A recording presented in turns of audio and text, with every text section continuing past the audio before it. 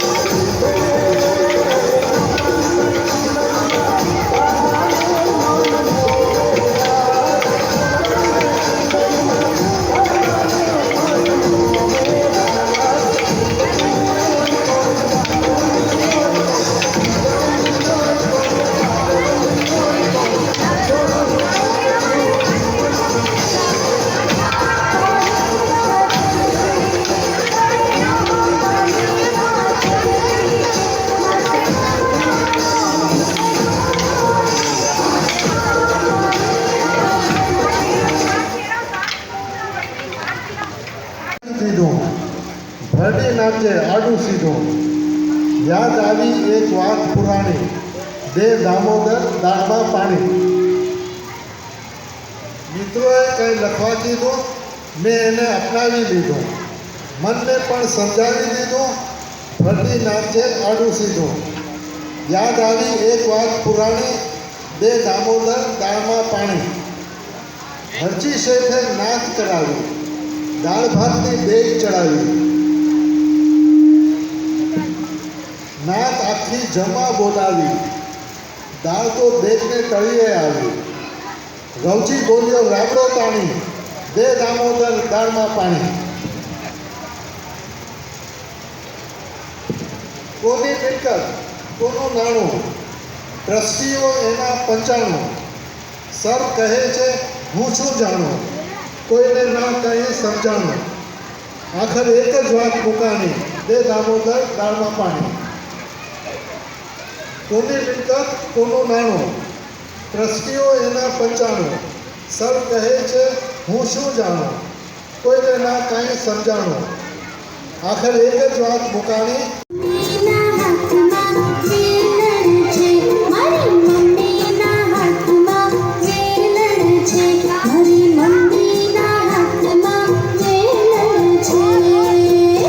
ઘણી ખુશી છે કે માણસોને સાથ અમારી ખવાતીનની મોટી સંખ્યામાં આવેલા છે મારી ગુજરાતી એટલી સરસ નથી पर हूँ तुम्हारे साथ उर्दू में भी साथ बात करूँ ताकि ये प्रोग्राम के ज़रिए से हमारा मैसेज आला इदारों तक भी हमारा मैसेज पहुँचे। आज गुजराती भाषा दिवस गुजराती कल्चरल डे के तौर पे हम मना रहे हैं, तो हमारा हुकूमत से मुतालबा है जो 1961 में सेंसस के अंदर हमारा नाम तो ख़त्म कर दिया गया था और मदर लैंग्वेज डे के जितनी भी मदर लैंग्वेजेस पाकिस्तान में बोली जाती है उसका रिकॉर्ड में भी गुजराती का नाम नहीं है। तो ये प्रोग्राम इस बात का सबूत है कि गुजराती बोलने वाले कराची में भी रहते हैं और सिंध में भी रहते हैं। अभी कुछ दिन पहले 6 किनाल के ऊपर जो एहतजाज जारी था उस पर मैंने अपनी गुजराती समाज की तरफ से लोगों से गुजारिश किया क्या हमारा भी वही मसला है जो सिंध में रहने वाले सिंधी और कराची में रहने वाले का मसला है कि नलके में पानी नहीं आ रहा। ये बात जब मैंने बताया कि हम गुजराती बोलने वाले हैं 200 साल से आबाद है तो पूरी सिंधी कौम ने हमें इस बात में सपोर्ट किया कि पूरी गुजराती कौम कराची और पूरे सिंध के अवाम के साथ खड़ी हुई है। लाखों लोगों तक हमारा मैसेज पहुंचा है कि हम यहाँ 200 साल से कराची और सिंध की मकामी आबादियों में से है, तो हमारा हुकूमत से मुतालबा है कि आप हमारे सेंसस में हमारा नाम शामिल करें और हमारा ये फर्ज बनता है कि अपनी धरती से अपने मुल्क से अपने शहर से मोहब्बत करते हुए हम बताएं कि हम गुजराती सिर्फ 47 से नहीं 200 साल से आबाद है और हमने कराची को भी बनाया है और पूरे पाकिस्तान को बनाया है। हमें इस बात की खुशी है कि आज सिंध के दूसरे शहरों से लोग नुमाइंदे की वक्त में हमारे इस प्रोग्राम में शामिल हुए हैं। और सर को झुका के दे बन जाएंगे तेरे बिगड़े भाव दिल से माँ को बुला के दे क्योंकि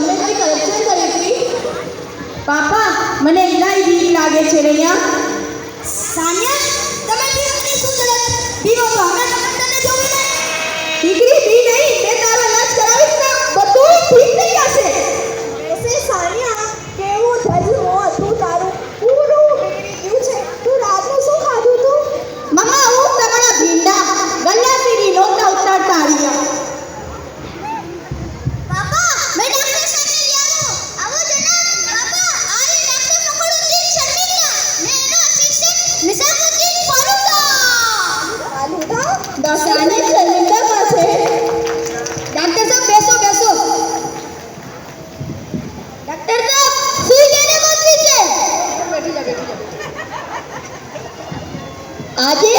રવિવારીએ દિલ ગુરઝાર થઈ ગયું છે હા ફરમાવા આવ્યું છે તમારા ઘરમાં કોઈ બીમાર થઈ ગયું છે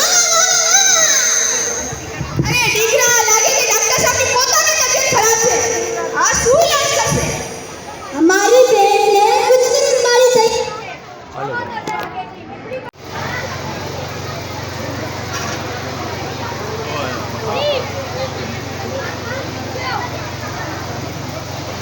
હવે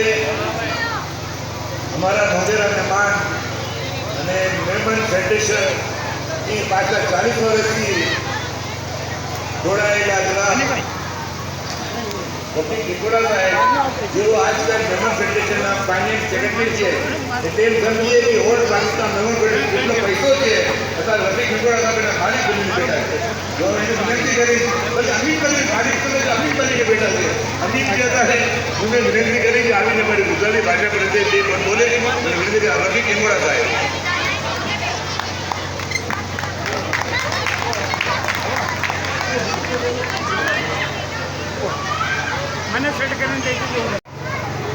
सबसे पहले तो मैं आपकी जो तकरीर जो है वो मैं गुजराती में करूँगा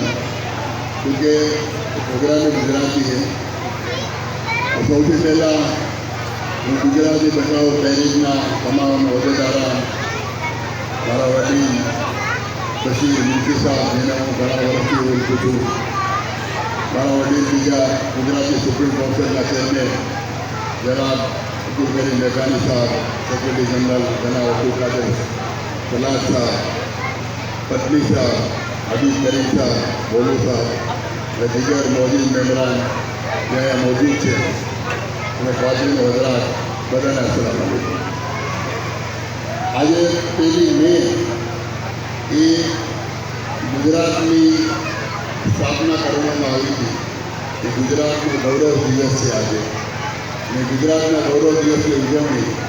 આજે આપણે પાકિસ્તાનમાં બેસીને કરાચીમાં આપણે ઉજવણી કરી રહ્યા છીએ બહુ ખુશીની વાત છે અને ખાસ કરીને જેટલા મર્દ હજરાત અહીંયા મોજૂદ નથી તે વધારે સ્વાધીન અહીંયા આવેલી છે અગર હું બહુ વધારે શુદ્ધ ગુજરાતીમાં તકરીર કરીશ તો મને લાગે છે કે જરા સમજવું બી મુશ્કેલ થઈ જશે તો કે હવે કરાચીની તરફ આપણે એટલા વર્ષ થઈ ગયા છે તો આપણે ગુજરાતીઓનું બી થોડું ઊંડું બી મિક્સ થઈ ગયું છે બધા અને એ માણસોને બહુ આસાનથી સમજાય છે મને વધારે ખુશી એ થઈ કે અહીંયા જે બચ્ચા જે લોકો બેલેન્ડનો ડાન્સ કરવા આવ્યા હતા અને મસાલા એ લોકો પેટલો પેશ કર્યો અને એ પેટલોની અંદર એક ડીશ બનીને જે બેલેન્ડ લઈને જે આવી હતી અને એનાથી બધા બચ્ચા ડરી રહ્યા હતા अगर ये बच्चा ने कह दो कि बच्चा वो आप तो अम्मी के बेले से वो भी करना करते हैं तो वो कोई नई बात नहीं है आपने सही बात की और સૌથી વધારે મને ખુશી છે એ બચ્ચા જ્યારે પેટલો પેશ કરી ગયા હતા ત્યારે પોતે બી પોતાના મનથી જે એને ગુનગુનાઈ ગયા હતા ભલે એને ગુજરાતી આવડતી હતી ગુજરાતી એની આવડે છે અને પોતે પોતાનું જે ગાનું હતું ગીત હતું એ પૂરું યાદ કર્યું આજના